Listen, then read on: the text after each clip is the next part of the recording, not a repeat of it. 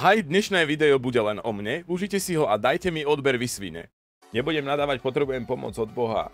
A takýmto štýlom sa bude hnevať, odpust mi za nadávky, aj ty, aj Ježiš, aj Boh.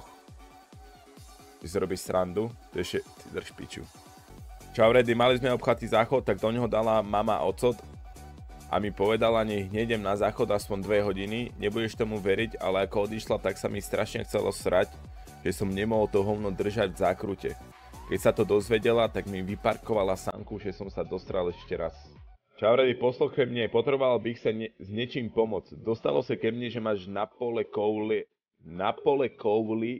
no a ja bych potreboval sobotu odvesť tunu písku na barak. Má zlé informácie, Boudis. Nemám kouli. Že môžeš dať 2 lopaty písku do kufru a kdyby sa ti... Ja nemôžem čítať tú češtinu! To je tak priebaný jazyk. Normálne jak Mongol. Včera som si pozeral zo záznamu iba tak stream. Nejakých 20 minút som pozeral môj stream, ako som hral Fortnite.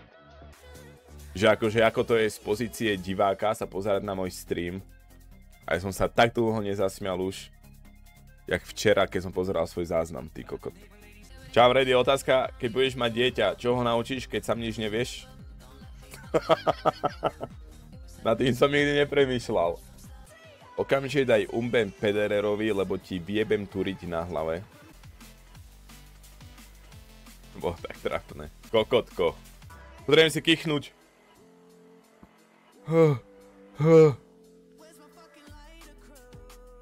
Nefunguje to. Piče! Myslel som. Hej už, ale dosť. Stále nevíte, co bude OK 100? Vše se dozvíte v neděli 1.10.2023 na tomto kanále. Tak ať vám to neuletí. www. Vieš, prečo majú ženy vaginálnu mykozu? Aby oni vedeli, ako je to žiť s podraždenou pičou? Chcel by som sa ťa spýtať, či je normálne, boli sme dnes na obede a čašnička mi povedala, že mi ho vyfajčí, tak sme išli na hajzle a tam mi ho fajčila a teraz mi volala, že je tehotná. Ja som zistil, že keby som žena, tak mám strašne neatraktívnu riť.